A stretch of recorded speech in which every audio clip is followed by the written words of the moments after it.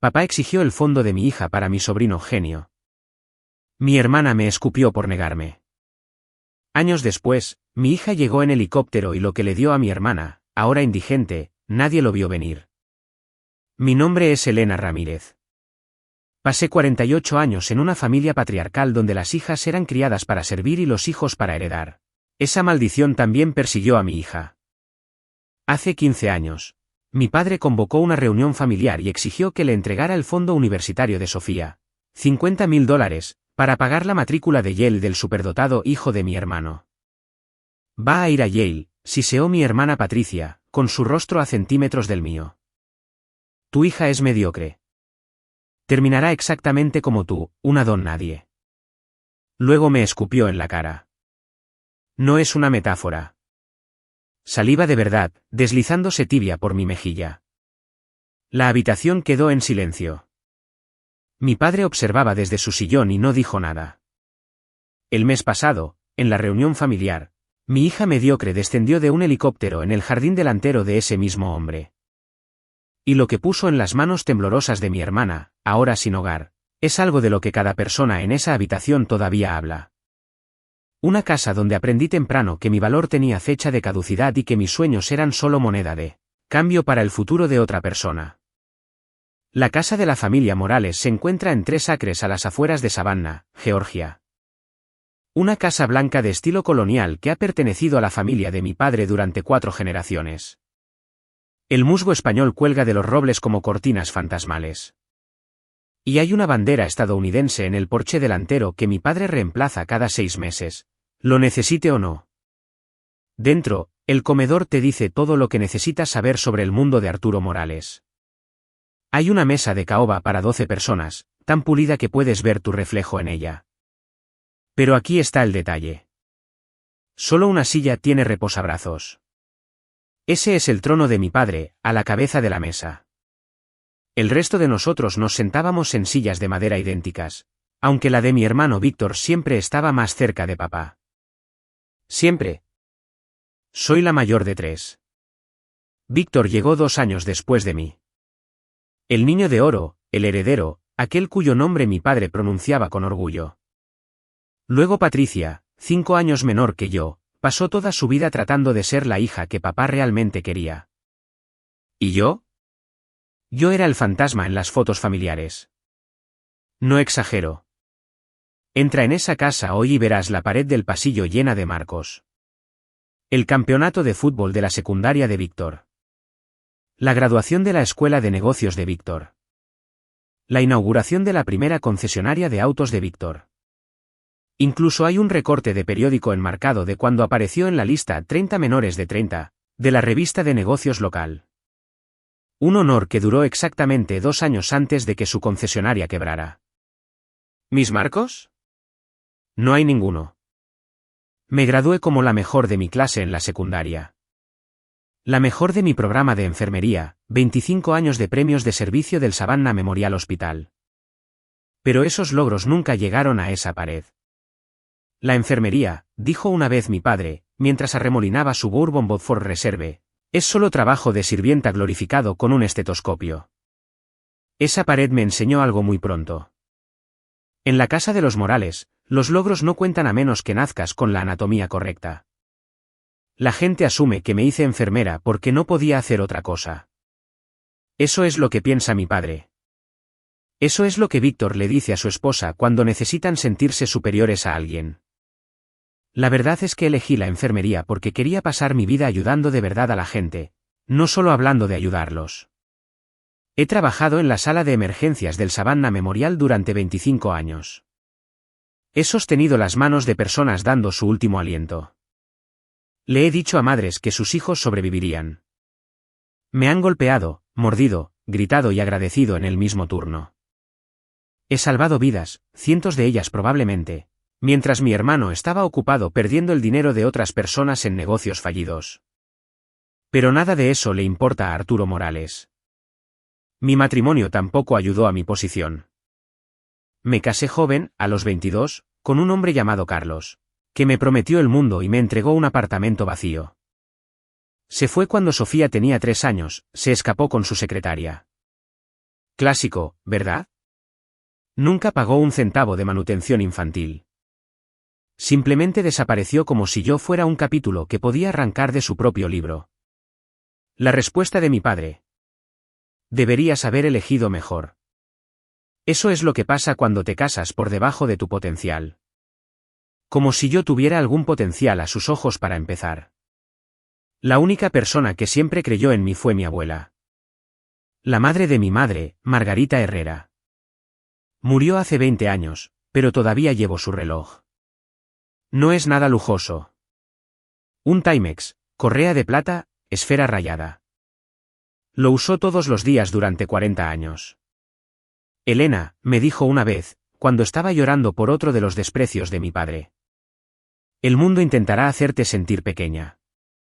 No lo permitas. Tu valor no lo determinan hombres ciegos que se niegan a ver.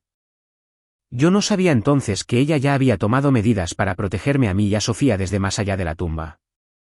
Déjenme hablarles de dos niños que crecieron en el mismo árbol genealógico pero que bien podrían haber sido criados en planetas diferentes. Marcos Morales, el hijo de Víctor, fue diagnosticado como superdotado a los 6 años. Mi padre casi organiza un desfile. De repente, cada cena familiar se convirtió en una exhibición de los logros de Marcos.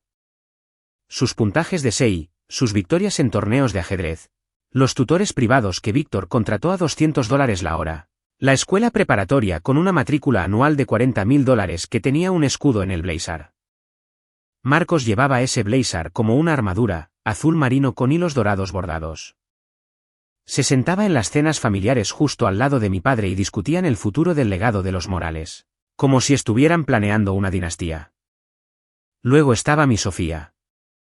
Iba a la escuela pública, usaba camisetas de Target, hacía sus deberes en la mesa de la cocina mientras yo cocinaba la cena después de turnos de 12 horas.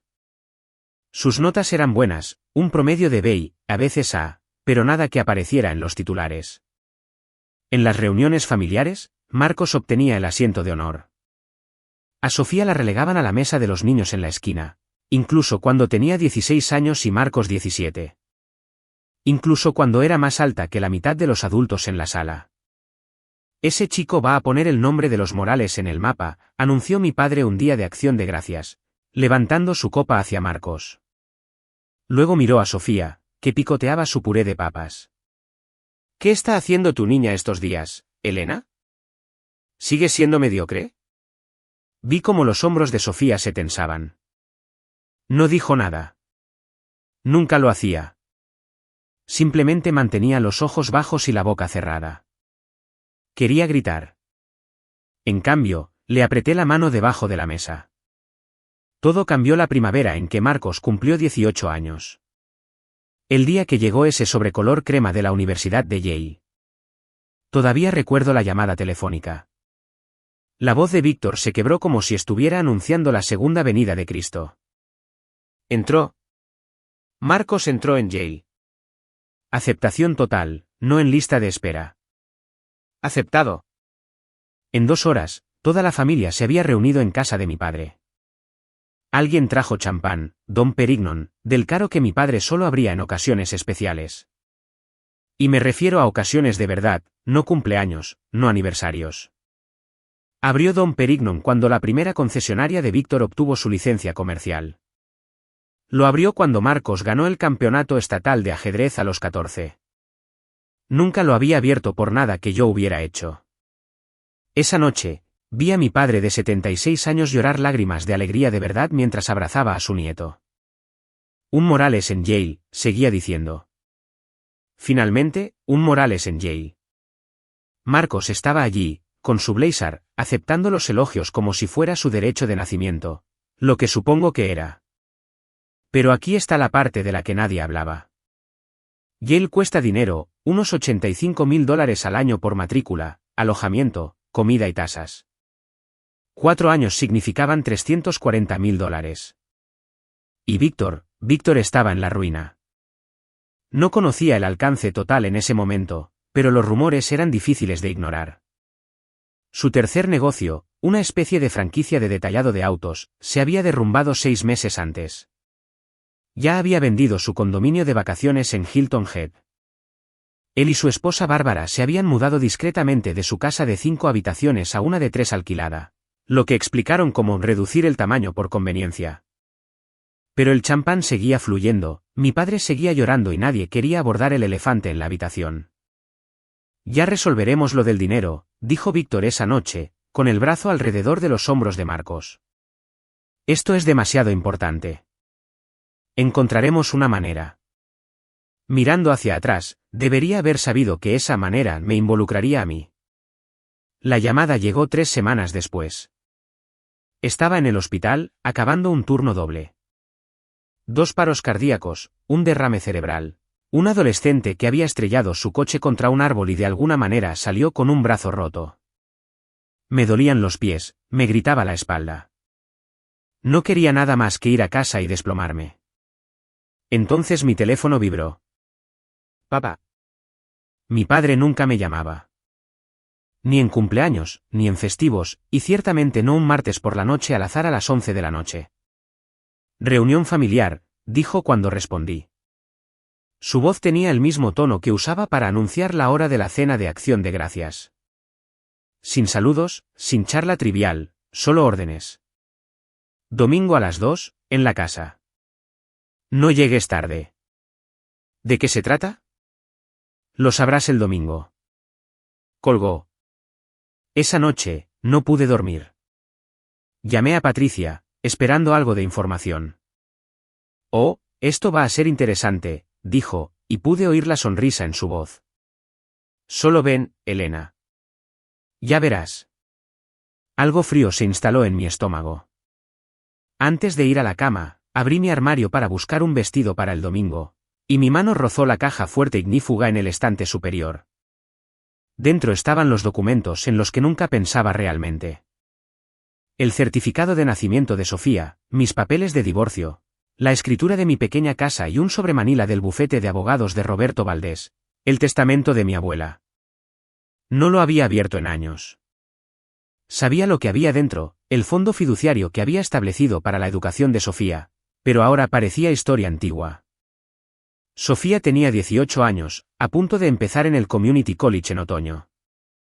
El fideicomiso ayudaría con eso. Casi vuelvo a guardar la caja sin abrirla. Casi. Pero algo me hizo sacar ese sobre.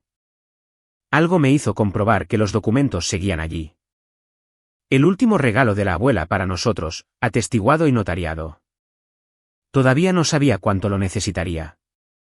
El domingo llegó como una audiencia de sentencia.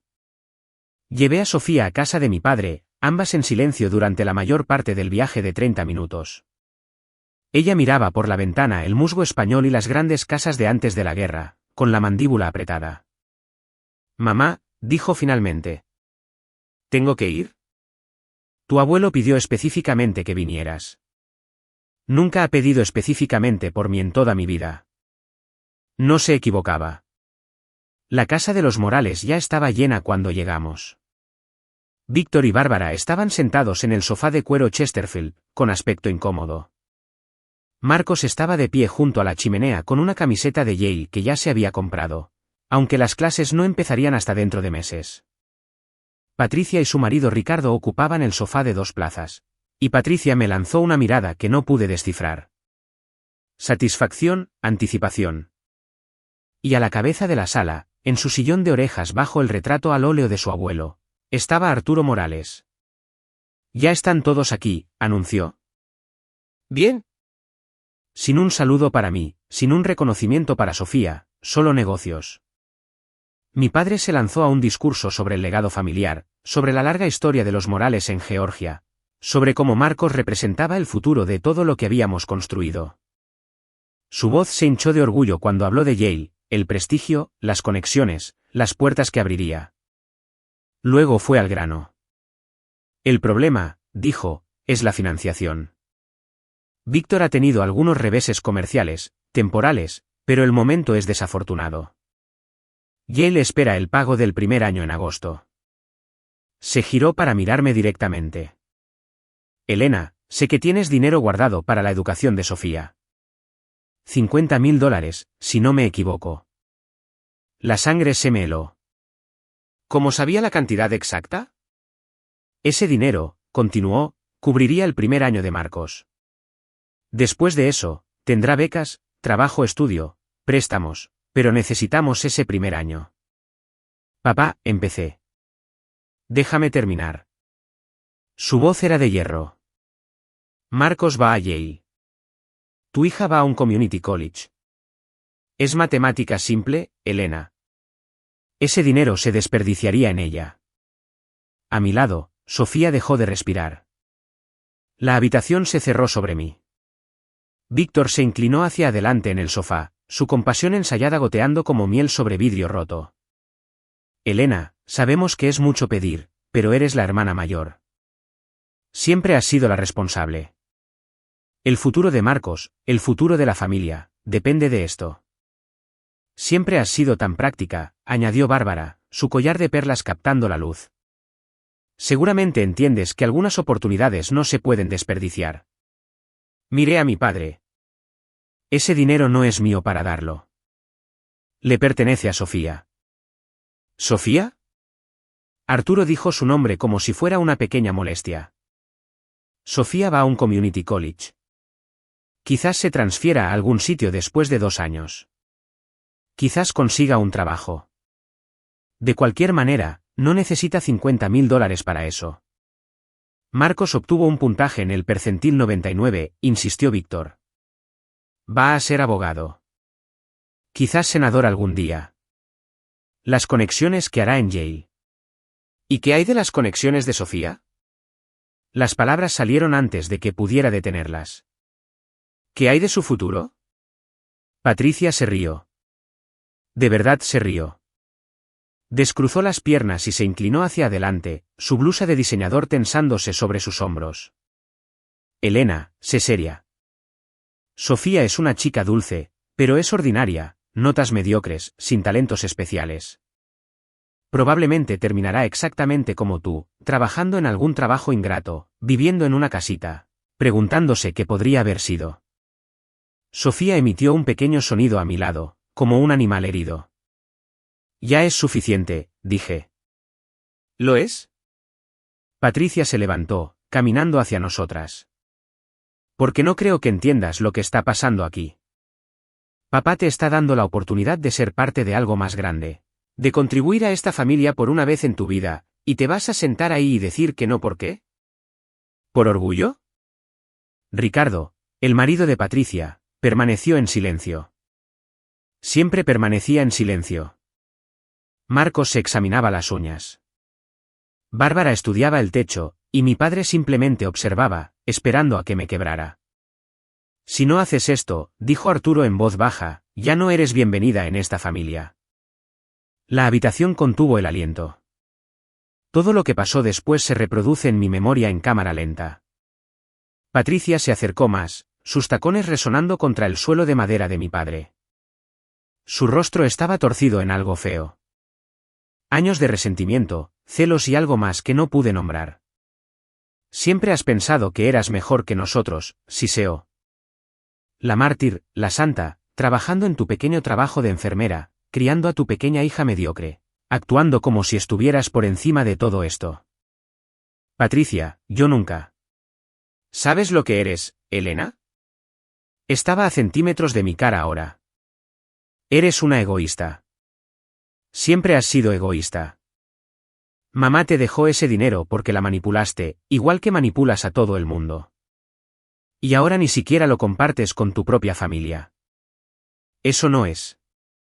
Nunca terminé la frase, porque Patricia me escupió en la cara. No es una forma de hablar, no es una exageración. Acumuló saliva en su boca y me escupió directamente en la mejilla. La habitación quedó en silencio. No un silencio de sorpresa, un silencio cómplice. Nadie se movió. Nadie dijo, eso es ir demasiado lejos. Nadie me ofreció una servilleta. Sentí la saliva deslizarse por mi rostro, tibia y humillante. Sofía estaba llorando, lágrimas suaves y silenciosas corrían por sus mejillas mientras miraba a su tía con horror. No me limpié la cara.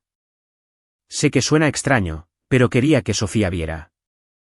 Quería que recordara este momento, que recordara exactamente quiénes eran estas personas, De lo que eran capaces, lo poco que pensaban de nosotras. Te lo merecías, dijo mi padre desde su silla. Por decepcionar a esta familia. Me giré para mirarlo. Mi padre, el hombre que me crió, el hombre que se suponía que debía protegerme. Estaba examinando su vaso de bourbon, completamente impasible. Fue entonces cuando algo dentro de mí cambió, se rompió, quizás, o finalmente se recompuso. Metí la mano en mi bolso y saqué un pañuelo. Lenta y deliberadamente, limpié la saliva de Patricia de mi cara. Doblé el pañuelo cuidadosamente y lo puse sobre la mesa de centro. Luego me levanté. Ese dinero, dije, y mi voz no tembló. Me aseguré de ello. No me pertenece a mí, y no les pertenece a ustedes. Los ojos de mi padre se entrecerraron. ¿De qué estás hablando? Estoy hablando del testamento de la abuela Margarita. El nombre quedó suspendido en el aire como una granada. La madre de mi madre nunca había sido el tema favorito de Arturo. La abuela no me dejó $50.000 a mí, papá. Se los dejó directamente a Sofía en un fideicomiso. Un fideicomiso legal administrado por un fideicomisario independiente en el First National Bank. No tengo acceso a él. No puedo retirarlo. Y ciertamente no puedo dárselo a Marcos. Víctor ya estaba farfullando. Eso es ridículo. Debe haber una manera de... No la hay. El fideicomiso es irrevocable. La única persona que puede acceder a ese dinero es Sofía, y solo para sus propios gastos educativos. Fue atestiguado por Leonor Castillo y notariado por el Estado de Georgia. Cada documento está archivado en el bufete de abogados de Roberto Valdés. Me volví hacia Sofía y le tendí la mano. La tomó, sus dedos temblaban. Nos vamos ahora, dije. Y quiero dejar algo muy claro. Miré a mi padre, a Víctor, a Bárbara y sus perlas, a Patricia, que se limpiaba los labios como si pudiera borrar lo que había hecho. No me contacten de nuevo. No llamen. No escriban. No aparezcan en mi casa. A partir de este momento, no tengo familia. El rostro de mi padre se puso morado. Si sales por esa puerta. Ya me he ido. Salí. Sofía me siguió. Detrás de nosotras, oí gritos, pero no miré hacia atrás. Nunca miré hacia atrás. El viaje a casa fueron los 30 minutos más silenciosos de mi vida. Sofía miraba por la ventana, con las lágrimas aún secándose en sus mejillas. Agarré el volante con tanta fuerza que mis nudillos se pusieron blancos. Ninguna de las dos habló hasta que entré en nuestro camino de entrada. Nuestra pequeña casa de 3 habitaciones con el porche que crujía y el jardín que nunca tenía tiempo de cuidar. Mamá, susurró finalmente Sofía, ¿vamos a volver alguna vez? Apagué el motor y me quedé allí, en la oscuridad del coche. No, cariño. No lo haremos. Ella asintió lentamente, como si ya lo supiera, como si una parte de ella siempre hubiera sabido que llegaría a esto. Los años que siguieron fueron exactamente como mi padre predijo, y a la vez, nada que ver. No hubo tarjetas de Navidad, ni llamadas de cumpleaños, ni invitaciones a bodas o graduaciones. Cuando la hija de Patricia se casó, me enteré por una publicación de Facebook. Cuando mi padre tuvo un ataque al corazón menor, nadie llamó. Me convertí en un fantasma. Ambas lo hicimos. Nuestra pequeña casa se sentía más grande sin el peso de sus expectativas. Más silenciosa también. Yo trabajaba mis turnos en el hospital. Sofía terminó la secundaria. Cenábamos juntas la mayoría de las noches, algo que nunca habíamos hecho cuando estaba constantemente conduciendo a obligaciones familiares, constantemente tratando de ganar una aprobación que nunca llegaría. Ahora solo somos nosotras, dijo Sofía una noche, poniendo la mesa con nuestros platos desiguales de Goodwill. ¿Es eso suficiente? Miré a mi hija, de 18 años, notas mediocres, sin más fondo fiduciario que el modesto regalo de la abuela. Sin conexiones, sin legado. Es más que suficiente, dije, y lo decía en serio. Perder a mi familia dolió. No voy a fingir que no. Pero mantener mi integridad, enseñarle a mi hija que algunos precios son demasiado altos para pagar. Esa fue la única herencia que realmente importaba que podía darle. Vale, necesito hacer una pausa aquí por un segundo. Si alguna vez has sido la oveja negra de tu familia, la que siempre fue ignorada o subestimada, deja un comentario abajo. Me encantaría saber que no estoy sola en esto. Y si esta historia está resonando contigo, tal vez presiona ese botón de suscripción, solo si quieres ver cómo termina todo esto. Ahora, déjame contarte lo que sucedió durante esos 15 años de silencio. Voy a ser honesta contigo. Esos primeros años no fueron un montaje inspirador de triunfo sobre la adversidad. Fueron duros.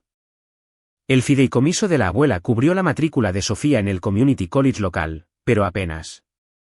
No había suficiente para una universidad, no del tipo con dormitorios y planes de comidas y programas de estudio en el extranjero. Así que Sofía vivió en casa, tomó el autobús al campus y trabajó a tiempo parcial en una cafetería entre clases. Yo tomaba turnos extra siempre que podía. Turnos de noche, turnos de festivos, los que nadie más quería. Vendí mi Honda Accord y tomé el autobús durante 2 años hasta que pude permitirme un Toyota usado con 120.000 millas. Cancelé el cable, dejé de comprar ropa nueva. Aprendí que el arroz y los frijoles podían ser interesantes con suficiente creatividad. A veces, tarde en la noche, después de un turno brutal en urgencias, me preguntaba si había tomado la decisión equivocada. ¿Y si les hubiera dado el dinero? ¿Y si Sofía hubiera ido al Community College de todos modos y yo hubiera conservado a mi familia? ¿Y si ser amada, aunque fuera condicionalmente, era mejor que tener la razón? Pero entonces recordaba la saliva deslizándose por mi mejilla, el silencio en esa habitación, la cara de mi padre mientras observaba y no hacía nada. Y recordaba por qué. Sofía nunca se quejó. Ni una sola vez. Estudiaba en nuestra mesa de la cocina, la misma mesa donde había hecho los deberes desde que tenía 6 años. Se transfirió a la Universidad Estatal después de 2 años, viajando 1 hora de ida y otra de vuelta porque era más barato que el alojamiento. Mamá, me dijo una vez, exhausta después de un turno de 8 horas en la cafetería seguido de una clase nocturna. Voy a llegar a ser alguien, no para demostrarles que estaban equivocados, sino para demostrarme a mí misma que tengo razón. Le creí. Siempre lo había hecho. Pero no tenía idea de en qué se convertiría ese alguien. Las noticias de la familia Morales me llegaban de la misma manera que siempre lo hacen los chismes, a través de personas que no podían evitar compartirlos. Leonor Castillo, la amiga más antigua de mi abuela y testigo de su testamento, pasaba por mi casa cada pocos meses. Ahora tenía más de 70 años, todavía aguda como una aguja, y tenía una red de señoras mayores de la iglesia que sabían todo sobre todos en Savannah. Marcos abandonó Yale, me dijo tomando el té una tarde de otoño, unos 5 años después de esa reunión familiar. ¿Dejé mi taza? ¿Qué? No pudo soportarlo. Aparentemente, la presión, la carga de trabajo. ¿Quién sabe? Víctor ha estado diciéndole a la gente que se está tomando un año sabático para encontrarse a sí mismo. La voz de Leonor goteaba con la particular satisfacción de alguien que había visto venir esto. Ese año sabático ya va por 3 años. No me sentí feliz por ello. No exactamente. Pero tampoco me sentí triste. Y Víctor vendió otra casa. La tercera, creo. Se ha visto a Bárbara en tiendas de segunda mano, Leonor negó con la cabeza. Ese chico nunca aprendió a conservar el dinero, solo aprendió a gastarlo. ¿Y Patricia? La expresión de Leonor cambió. Algo parecido a la piedad cruzó su rostro. Ricardo la dejó. Se llevó todo. La casa, los ahorros, incluso el perro. Ha estado durmiendo en sofás de amigos, según lo último que supe. Debería haberme sentido vindicada. Una parte de mí lo hizo. Pero sobre todo, me sentí cansada. Tu padre todavía piensa que Marcos encontrará su camino, añadió Leonor. Lleva años diciendo eso. Cada vez que lo veo en la farmacia, habla de Marcos como si estuviera a punto de curar el cáncer. ¿Y de mí? ¿Alguna vez me menciona? Leonor dudó. Esa duda me lo dijo todo. No, Elena. No lo hace. Asentí. Dolió menos de lo que esperaba. Mientras el imperio de los Morales se desmoronaba silenciosamente, algo más se estaba construyendo en silencio. Sofía se graduó de la Universidad Estatal con un GPA de 3.5. No summa cum laude, no pibeta capa, nada que hubiera impresionado a mi padre. Consiguió un trabajo en una pequeña empresa de tecnología haciendo soporte al cliente. Nivel de entrada, $32.000 al año. No es glamuroso, admitió. Pero dijeron que puedo aprender a programar en el trabajo. Hizo más que aprender. Lo devoró. Yo llegaba a casa de los turnos de noche y la encontraba encorvada sobre su portátil a las 2 de la mañana, con líneas de código desplazándose por la pantalla. Había convertido su dormitorio en un espacio de trabajo, con las paredes cubiertas de post-its sobre algo llamado algoritmos y redes de energía sostenible. Yo no entendía nada de eso. Hay un hackathon el próximo mes, me dijo una noche, apenas levantando la vista de su pantalla. Los equipos compiten para crear aplicaciones que resuelvan problemas ambientales. El ganador obtiene capital semilla de una firma de capital de riesgo. ¿Vas a participar? Finalmente me miró. Había algo en sus ojos que no había visto antes. Una determinación feroz y silenciosa. Ya lo hice, mamá. Creé una aplicación que rastrea la huella de carbono de las pequeñas empresas. Les muestra exactamente dónde están desperdiciando energía y cómo solucionarlo. ¿Ganaste? No, sonrió. Pero uno de los inversores me pidió mi tarjeta, dijo que quería mantenerme en su radar. No sabía lo que eso significaba. No entonces. Pero recuerdo haber pensado que mi hija, la mediocre Sofía, la Sofía de las camisetas de Target, la Sofía del Community College, tenía un fuego que nunca había visto en Marcos. A pesar de todos sus puntos de SEI y tutores privados. Mamá, dijo, volviendo a su portátil.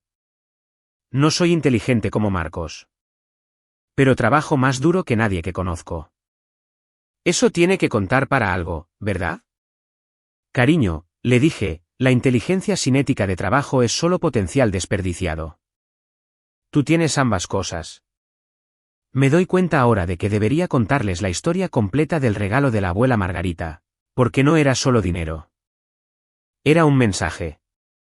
Margarita Herrera había sido maestra de escuela durante 40 años. Nunca ganó más de $35.000 al año en su vida. Condujo el mismo Ford Taurus durante 20 años.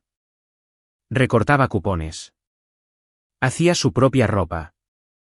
Y de alguna manera, a través de décadas de disciplina e interés compuesto, acumuló $80.000. Su testamento, redactado por Roberto Valdés y atestiguado por Leonor Castillo, era específico, casi proféticamente específico. $50.000 fueron a un fideicomiso educativo irrevocable para Sofía. El fideicomisario era el First National Bank, no yo, ni nadie de la familia. Los fondos solo podían liberarse para matrícula, libros y gastos educativos, verificados con recibos. Nadie podía tocarlo. Ni Arturo, ni Víctor, ni siquiera yo. Los 30.000 restantes fueron a un fondo de emergencia separado, también para Sofía, que se liberaría cuando cumpliera 25 años. Pero la parte que todavía me hace llorar estaba escrita a mano con la letra temblorosa de mi abuela al final del testamento. A mi nieta, Sofía Morales, la única bondad silenciosa en una familia que olvidó cómo ser amable. Dejó este fideicomiso para ser utilizado únicamente para su educación y futuro. Que te dé lo que ellos nunca te dieron, una oportunidad. Mi abuela lo había visto venir todo. El favoritismo, el desprecio, la forma en que mi padre siempre elegiría a los hijos sobre las hijas, el oro sobre la constancia, el brillo sobre la sustancia. Protegió a Sofía antes de que Sofía supiera que necesitaba protección. Leonor confirmó todo esto cuando finalmente le pregunté años después. Tu abuela reescribió ese testamento 3 veces, me dijo, asegurándose de que fuera blindado, asegurándose de que Arturo no pudiera poner sus manos en un solo centavo. Algunos ángeles no tienen alas. Algunos ángeles tienen documentos notariados. La llamada telefónica llegó 5 años antes del presente. Me estaba preparando para un turno de noche cuando mi móvil vibró con el nombre de Sofía. Mamá. Su voz era extraña, temblorosa, pero brillante. Algo pasó. Mis instintos de enfermera se activaron. ¿Estás herida? ¿Estás bien? Estoy bien. Estoy más que bien. Respiró hondo. ¿Recuerdas a ese inversor del hackathon? El que me mantuvo en su radar. Vagamente. Acaba de ofrecerme $500.000. Me senté en mi cama. Perdona, ¿qué? Le llevó una hora a Sofía explicarlo todo. Las reuniones de presentación, el plan de negocios, el prototipo que había construido por las noches y los fines de semana mientras trabajaba en su empleo diurno. La aplicación que había creado había evolucionado hasta convertirse en una plataforma integral de gestión de energía para empresas. Un inversor vio el potencial, luego otro, y luego una firma de capital de riesgo llamada Greenleaf Partners. Quieren que deje mi trabajo y me dedique a esto a tiempo completo, dijo Sofía. Van a llamar a la empresa GreenPath Technologies. Creen que podría ser grande, mamá. Muy grande. No supe qué decir. A mi hija, la mediocre, la ignorada, le estaban entregando $500,000 para perseguir un sueño que apenas entendía. ¿Qué piensas? Preguntó, sonando de repente como mi niña pequeña otra vez. Pienso que tu abuela estaría orgullosa. Los primeros 3 años de GreenPath fueron brutales. Sofía trabajaba 18 horas al día. La empresa casi se hunde 2 veces. Una vez, cuando un ingeniero clave renunció, y otra cuando un contrato prometido se canceló en el último minuto. Vivía en un estudio y conducía el mismo viejo Honda Civic que le había dado cuando se graduó. Pero nunca se rindió. En el 4º año, GreenPath firmó un acuerdo con una importante cadena de supermercados para modernizar todas sus tiendas con sistemas de eficiencia energética. Ese acuerdo valía $47 millones. La invitación llegó en un sobrecolor crema con la dirección de mi padre en relieve en la parte posterior. Cartulina gruesa, tipografía formal, el tipo de papelería que cuesta más que mi presupuesto de supermercado. Está cordialmente invitado a la reunión de la familia Morales. Sábado, 15 de octubre, 2 de la tarde. La miré fijamente durante un minuto completo antes de darme cuenta de que mis manos temblaban. 15 años. 15 años de silencio, y ahora esto. Una invitación grabada como si nunca hubiera pasado nada, como si no me hubieran escupido en la cara y me hubieran extirpado como a un tumor. Llamé a Leonor de inmediato. ¿Recibiste una también? Sí. Arturo ha estado teniendo problemas de salud. Del corazón, principalmente. Se dice que quiere hacer las paces antes de que sea demasiado tarde. Hizo una pausa. Creo que su versión de hacer las paces es reunir a todos en la misma habitación y fingir que la última década y media fue solo un malentendido. No voy a ir. No te culpo. Pero 2 días después, Sofía me llamó. Mamá, recibí una carta del abuelo. Tírale. Ya la abrí. Estuvo en silencio por un momento. Quiere reunirse. Dice que ha oído cosas sobre mí, que quiere ver en qué me he convertido. El descaro. La absoluta audacia. No le debes nada, dije. Lo sé. La voz de Sofía era tranquila. Demasiado tranquila. Pero quiero ir. Hay algo que necesito hacer. Sofía. No voy por él, mamá. Voy por la abuela Margarita. Y quizás, dudó, quizás por nosotras. Para mostrarles cómo se ve la mediocridad 15 años después. Algo en su tono me hizo detenerme. Mi hija no estaba pidiendo permiso. Me estaba informando de una decisión. ¿Qué planeas exactamente? Ven conmigo, dijo. Y lo verás. No sabía entonces lo que tenía preparado, pero conocía a mi hija. Fuera lo que fuera, valdría la pena presenciarlo. 3 días antes de la reunión, Sofía apareció en mi casa con un maletín de cuero que nunca había visto antes. Necesitamos hablar, dijo, dejándolo sobre la mesa de mi cocina. Dentro del maletín había documentos, montones de ellos. Artículos de incorporación, certificados de exención de impuestos, actas de reuniones de la Junta, todos con el nombre de Fundación Margarita Herrera. ¿Creaste una organización benéfica? Pregunté, hojeando los papeles. Hace 6 meses. Es una 501, C3, totalmente registrada en el IRS.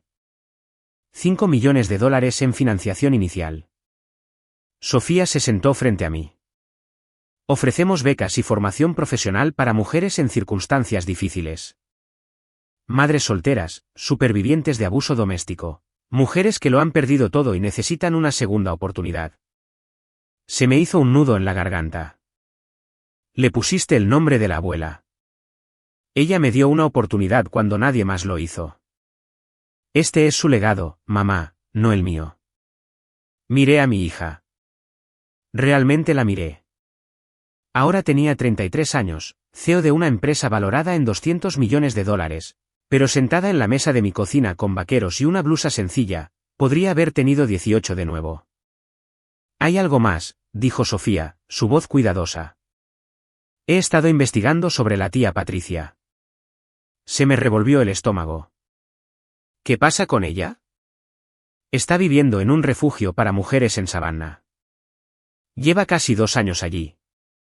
Lo perdió todo cuando Ricardo la dejó. Sin trabajo, sin ahorros, sin familia dispuesta a ayudar. Pensé en la cara de Patricia hace 15 años. El desprecio, la saliva deslizándose por mi mejilla. Quiero ofrecerle un puesto en el programa de formación de la Fundación, continuó Sofía. 6 meses de certificación en contabilidad, asistencia para la inserción laboral y vivienda de transición. Todo gratis. Después de lo que me hizo. Esto no se trata de perdón. Los ojos de Sofía eran firmes. Se trata de ser mejores que ellos. Eso es lo que la abuela hubiera querido. Mi hija mediocre. Mi extraordinaria hija. El día de la reunión fue inusualmente cálido para octubre. 80 grados con un cielo tan azul que parecía artificial. Conduje sola a casa de mi padre. Sofía había insistido en llegar por separado, aunque no me dijo cómo. Confía en mí, había dicho, con esa sonrisa tranquila que había empezado a ponerme nerviosa. La propiedad de los Morales se veía diferente a como la recordaba. Los robles eran los mismos, cubiertos de musgo español como siempre, pero la casa en sí parecía más pequeña. La pintura se estaba descascarando cerca de los canalones. El césped no estaba tan bien cuidado. Señales de decadencia. Señales de que incluso los poderosos Morales no podían detener el tiempo. Unos 30 miembros de la familia deambulaban por el patio trasero, primos que no había visto en años, tíos y tías que nunca se habían molestado en ponerse de mi lado. Había largas mesas montadas en el césped, cubiertas con manteles de lino blanco y comida de catering que parecía cara pero que probablemente venía de Costco. Vi a Víctor inmediatamente. Había ganado peso y su traje no le quedaba del todo bien, demasiado apretado en los hombros, forzando los botones. Bárbara estaba a su lado con un vestido de la temporada pasada.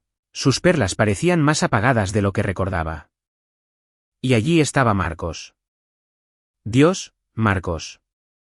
Estaba en una esquina, cerca del seto, con una camisa Oxford arrugada y el cuello torcido. Tenía el pelo despeinado. Sostenía una cerveza como un salvavidas y miraba su teléfono, evitando el contacto visual con todos. 33 años, sin trabajo, sin dirección. El genio que alcanzó su cima a los 17. Mi padre estaba sentado en una silla de mimbre en el patio, con un aspecto frágil que nunca antes había visto. 86 años, un tubo de oxígeno en la nariz, una manta sobre las piernas a pesar del calor. Me vio y sus ojos se abrieron ligeramente. Asentí una vez, no sonreí. Entonces lo oí, un sonido que no pertenecía a los suburbios de Georgia, el tup-tum de las aspas de un helicóptero. Todas las cabezas en ese patio trasero se giraron hacia arriba. El helicóptero apareció sobre la línea de árboles, elegante y negro. Un Airbus H-130 que captaba el sol de la tarde como obsidiana pulida. Dio una vuelta, 2, y luego comenzó su descenso hacia el único espacio abierto lo suficientemente grande como para acomodarlo, el preciado jardín delantero de mi padre. ¿Qué demonios? empezó a decir Víctor. El viento de los rotores azotó los manteles. Las servilletas volaron como pájaros asustados. Las mujeres se agarraron los sombreros. Los hombres se protegieron los ojos. Mi padre luchó por ponerse de pie, agarrando su tanque de oxígeno. El helicóptero aterrizó, sus aspas girando lentamente hasta detenerse. La puerta se abrió y Sofía salió. Llevaba un traje gris pizarra. Armani, supe más tarde, aunque me diría que lo compró de segunda mano en una tienda de consignación. Llevaba el pelo recogido en un moño limpio y brillante, unos sencillos pendientes de diamantes en las orejas. Sin ostentación, solo un éxito silencioso e inconfundible. Caminó por el césped hacia nosotros, y observé cómo los rostros de mi familia pasaban por el shock, la confusión y algo que parecía miedo. ¿Quién es esa?, susurró alguien. ¿Esa es Sofía? La boca de Víctor colgaba abierta. Bárbara se aferraba a sus perlas, literalmente se las aferraba como un cliché hecho realidad. Marcos finalmente había levantado la vista de su teléfono, y su rostro era del color del papel viejo. Mi padre estaba congelado, una mano en su tanque de oxígeno, mirando a su nieta como si fuera una aparición. Hola a todos, la voz de Sofía se extendió por el césped, tranquila y clara. Espero no llegar demasiado tarde. Pasó junto a los parientes boquiabiertos, junto a las mesas de catering, junto a Marcos, que no podía mirarla a los ojos. Se detuvo frente a mi padre. Hola, abuelo. Arturo Morales miró el helicóptero, el traje, los pendientes de diamantes, a la mujer que su linaje había descartado como mediocre durante toda su vida. No pudo terminar la frase. Sofía sonrió. No era una sonrisa cálida. No era fría. Era la sonrisa de alguien que ya no necesitaba nada de la persona que tenía delante. Soy Sofía Morales, CEO de Greenpath Technologies. Y creo que tenemos algunas cosas que discutir. Arturo extendió los brazos para un abrazo. Sofía dio un paso atrás.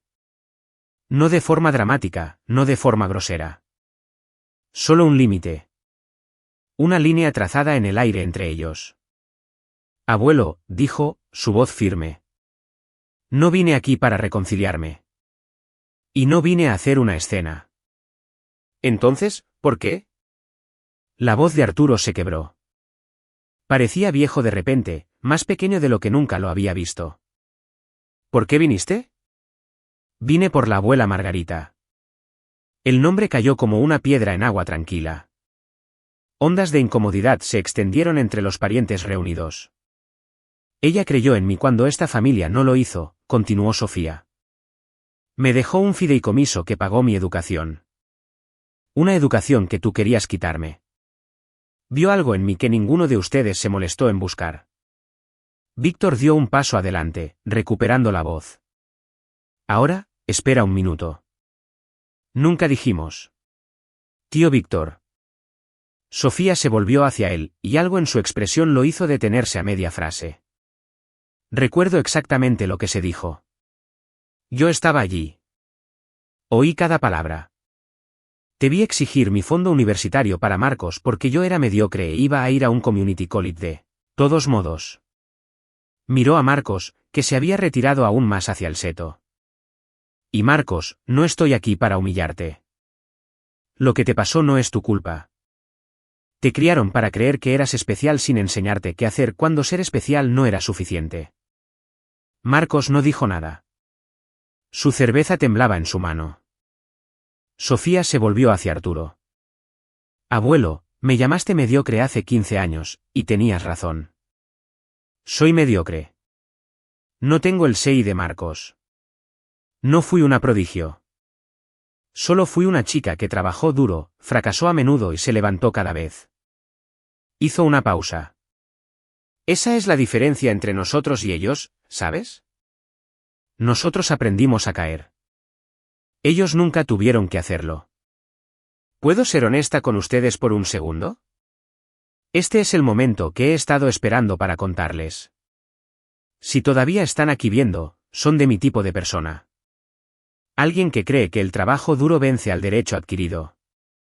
Si quieren ver lo que hizo Sofía a continuación, algo que nadie en esa familia esperaba, asegúrense de estar suscritos. Confíen en mí, no querrán perdérselo. Sofía caminó hacia Marcos. Él se encogió como si fuera a pegarle. Casi sentí lástima por él. Casi.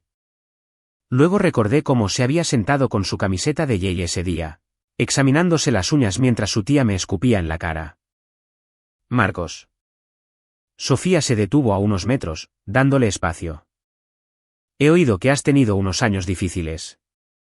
Su mandíbula se tensó. No necesito tu lástima. Bien, porque no la estoy ofreciendo. El patio trasero estaba en silencio ahora. 30 parientes observando como espectadores en un accidente de coche. Te estoy ofreciendo una oportunidad, continuó Sofía. Mi fundación, la Fundación Margarita Herrera, tiene un programa para transiciones de carrera.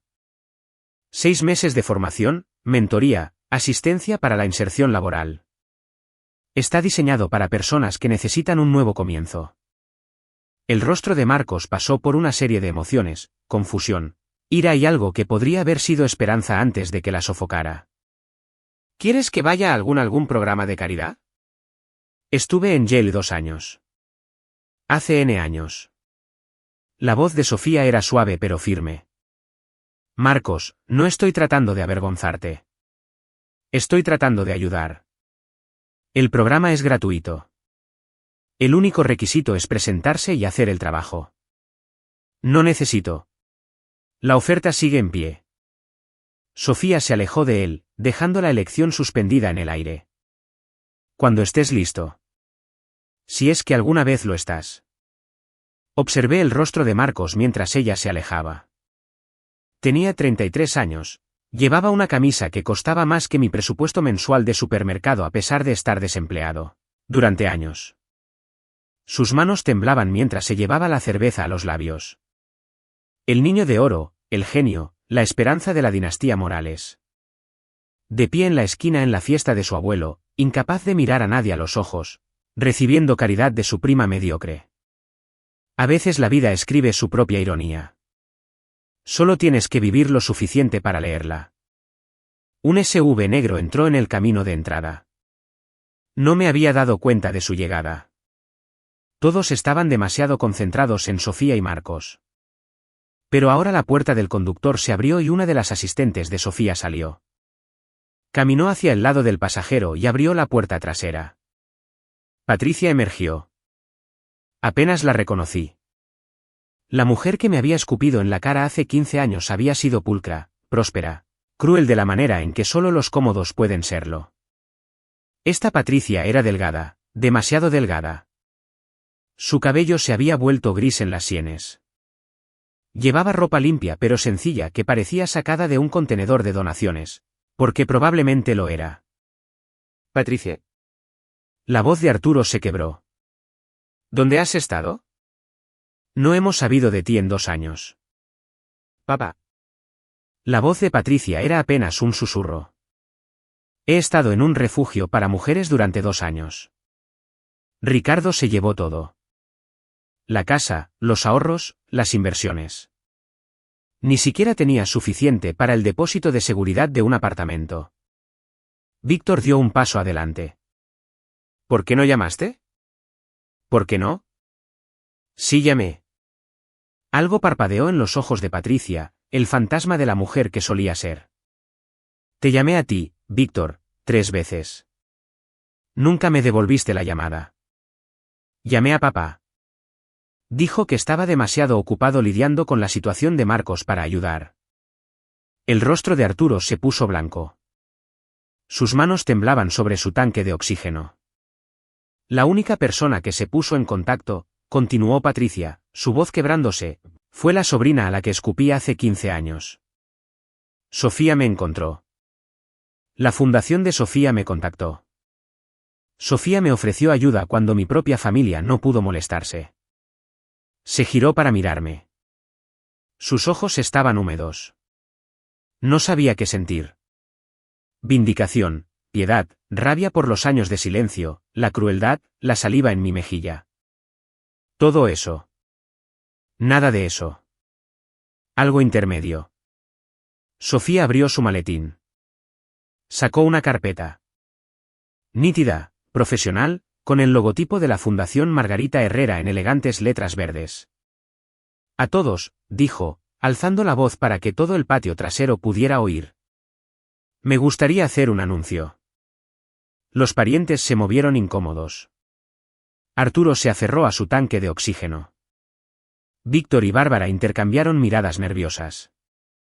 Hace 6 meses, establecí la Fundación Margarita Herrera, en honor a mi bisabuela, la mujer que hizo posible todo lo que he logrado. Sofía levantó la carpeta. Esta fundación ofrece becas y formación profesional a mujeres en crisis. Madres solteras, supervivientes de abuso doméstico, mujeres que han sido abandonadas por sus familias y sus sistemas. Se volvió hacia Patricia. Tía Patricia, me gustaría ofrecerte un lugar en nuestro programa de certificación en contabilidad. 6 meses de formación, completamente gratis. Proporcionaremos vivienda de transición durante el programa y asistencia para la inserción laboral después.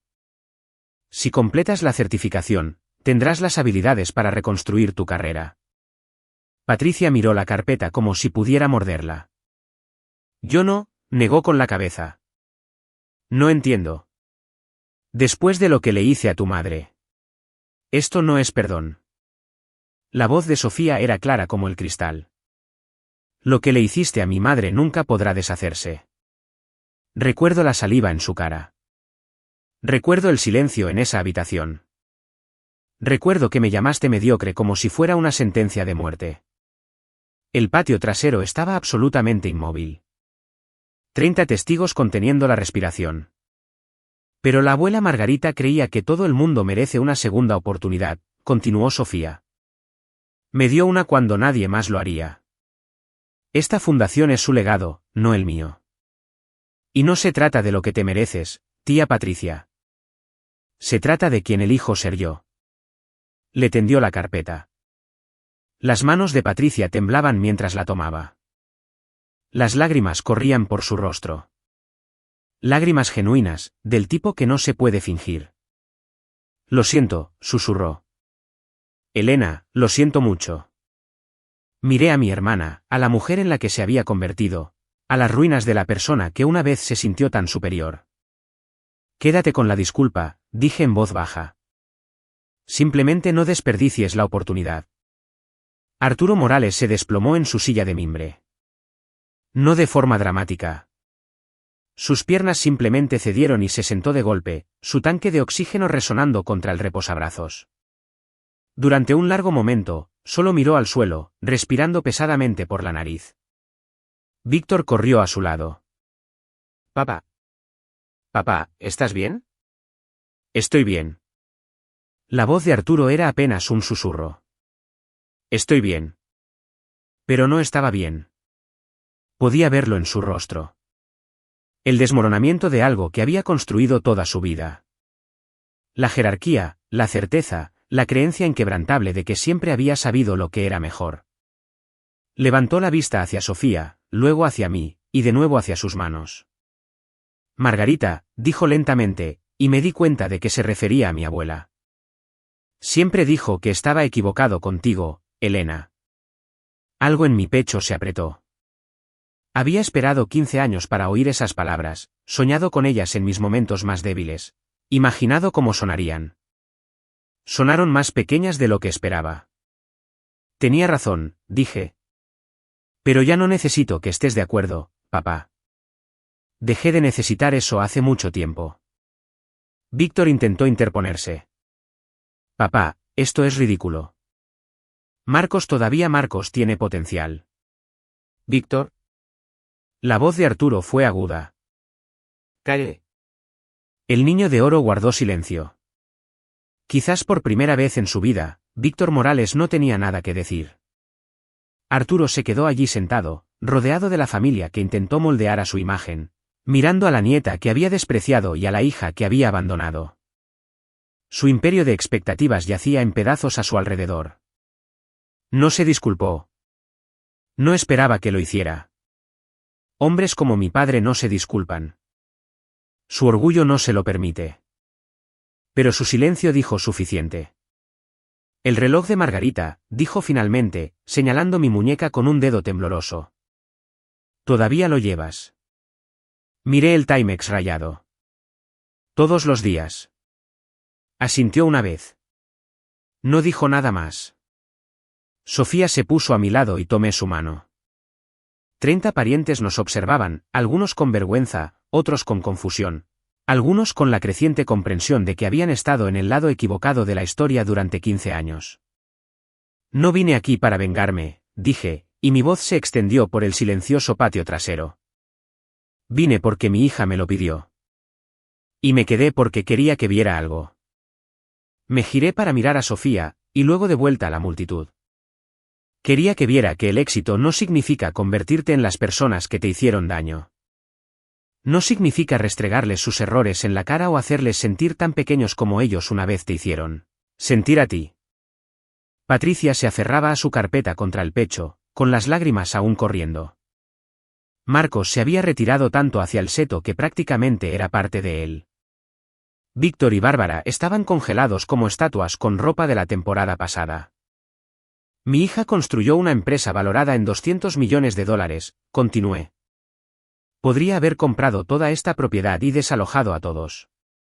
Podría haber enviado abogados, haber hecho amenazas, haber tomado lo que quisiera. Miré a Sofía y mi corazón se hinchó con algo que no tenía nada que ver con dinero, helicópteros o éxito empresarial. En cambio, creó una fundación. Le puso el nombre de la mujer que creyó en nosotras. Y ofreció ayuda a las personas que nos hicieron daño. No porque se lo merecieran, sino porque así es ella. Apreté la mano de mi hija. Solía pensar que la familia significaba aguantar lo que sea que te dieran. Estaba equivocada. La familia es quien está ahí para ti, no quien comparte tu sangre. Y la sangre que compartimos no nos obliga a aceptar el abuso. Me giré hacia el helicóptero. Adiós a todos. No espero que nos volvamos a ver. Eso fue hace 6 meses. Déjenme contarles lo que pasó después. Patricia completó el programa de certificación en contabilidad. Se graduó tercera en su clase. Resulta que cuando le quitas la crueldad y el sentimiento de derecho, había una persona capaz enterrada debajo. Ahora trabaja como contable para una pequeña firma en Atlanta. No somos cercanas. No creo que lo seamos nunca. Pero le envía a Sofía una tarjeta cada Navidad. Gracias por la segunda oportunidad que no merecía. Marcos nunca aceptó la oferta de Sofía. Sigue viviendo con sus padres. Víctor y Bárbara se mudaron a la casa de Arturo después de vender su última propiedad. Por lo que me cuenta Leonor, pasa la mayor parte del tiempo jugando videojuegos y quejándose de cómo el sistema está amañado contra la gente inteligente. Algunas personas solo pueden aprender las lecciones que están dispuestas a escuchar. Víctor se declaró en bancarrota el año pasado. La casa familiar está hipotecada hasta el cuello y se habla de venderla para pagar las facturas médicas. La dinastía Morales, forjada durante 4 generaciones, terminará con pagos de residencias de ancianos y discusiones sobre quién se queda con los muebles. Mi padre nunca se disculpó. Ni ese día, ni desde entonces. Leonor dice que todavía habla de Marcos a veces. Todavía cree que el chico encontrará su camino. Algunas ilusiones son demasiado cómodas para rendirse. Pero dejó de hablar de mí por completo. Y extrañamente, eso se siente como suficiente. En cuanto a Sofía y a mí, me compró una casa el año pasado. Nada extravagante. 3 habitaciones, un jardín que ahora sí tengo tiempo de cuidar desde que me jubilé anticipadamente. Un porche con un columpio donde tomo mi café cada mañana. Mamá, dijo cuando me dio las llaves, tú me lo diste todo. Déjame devolverte algo. En la pared de mi nueva sala de estar, solo hay una fotografía. 2 mujeres, madre e hija, mediocre y extraordinaria, ambas sonriendo. Estos días, mi vida es más tranquila que nunca. Me despierto sin alarma, algo que no pude hacer durante 25 años de turnos de enfermería. Cuido mi jardín, donde los tomates y la albahaca crecen junto a flores de las que no sé el nombre. Leo libros para los que nunca tuve tiempo. Soy voluntaria en el hospital 2 veces por semana, no porque lo necesite, sino porque quiero. Sofía me llama todas las noches, sin importar lo ocupada que esté. GreenPath se está preparando para una OPI el próximo año. Las proyecciones dicen que la empresa podría valer $500 millones. Mi hija, la CEO. Mi hija, la que dijeron que nunca llegaría a nada. Pero esto es lo que quiero que entiendan. El dinero no es lo que importa. El mes pasado, Leonor Castillo falleció pacíficamente mientras dormía. Tenía 92 años. En su funeral, encontré una carta que me había escrito hacía años, guardada en su testamento. Dentro había otra carta, esta con la letra de mi abuela, fechada 3 meses antes de morir. Mi querida Elena, decía, para cuando leas esto, ya me habré ido. Y espero que hayas demostrado a todos que estaban equivocados, incluyéndote a ti misma.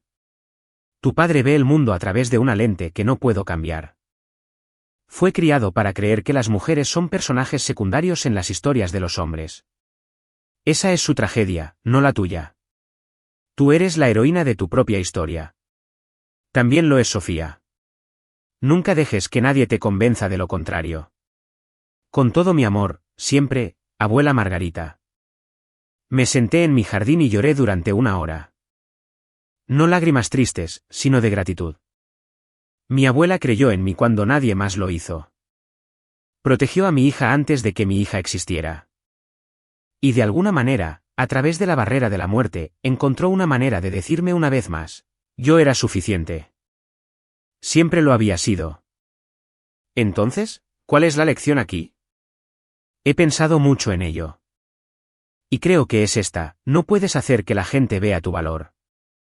Solo puedes vivirlo. Durante años, intenté ganarme la aprobación de mi padre. Sobresalí en la escuela. Construí una carrera. Crié a una hija sola. Nada de eso le importó. No porque mis logros no fueran reales, sino porque su visión estaba rota. No podía ver lo que decidió no buscar. Desperdicié tanta energía tratando de demostrar mi valía a alguien incapaz de ser convencido. Si estás viendo esto, si has sido el ignorado, el mediocre, el hijo que nunca encajó del todo en el molde que tu familia quería, quiero que sepas algo. Su ceguera no es tu fracaso. Tu valor no está determinado por personas que se niegan a verlo. Nunca lo estuvo. Algunas personas solo te valorarán cuando ya no necesites su validación, y para entonces, su opinión ya no importará. Establece tus límites. Protege tu paz. Aléjate de las mesas donde no eres bienvenido y construye tu propia mesa.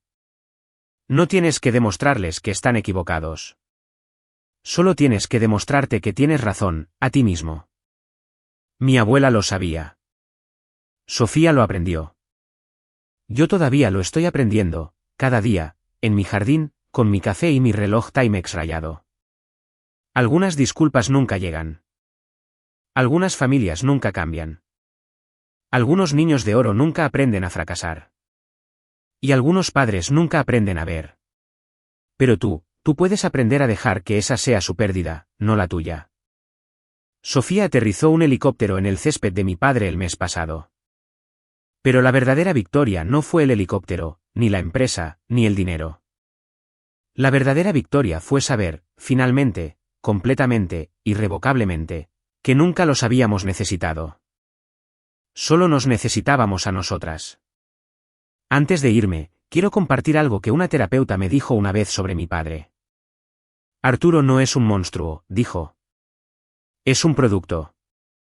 Fue criado en una generación que enseñaba a los hombres que su valor provenía del legado, de los hijos, de la herencia, de los nombres familiares en los edificios. Las hijas eran inversiones en otras familias. Los hijos eran inversiones en uno mismo. Me ayudó a entender que la crueldad de mi padre no era personal. Era programación. 3 generaciones de patriarcado sureño destiladas en un hombre que genuinamente creía que estaba haciéndolo correcto para la familia. Esa comprensión no excusa lo que hizo. No borra la saliva en mi cara, ni los años de silencio, ni la forma en que miraba a Sofía como si no fuera nada. Pero lo explica. Y una explicación me ayudó a soltar la ira que me estaba consumiendo. Mi padre morirá creyendo que tenía razón. Marcos probablemente pasará su vida culpando a todos los demás. Víctor seguirá persiguiendo el éxito que siempre se le escapa. Esa es su historia. No tiene por qué ser la mía. Si te estás aferrando a la rabia hacia alguien que te hizo daño, un padre, un hermano, una familia que te falló, quiero que sepas que tienes permiso para dejarlo ir. No por ellos, por ti. Llevar el veneno de otra persona no los castiga a ellos. Solo te quema a ti.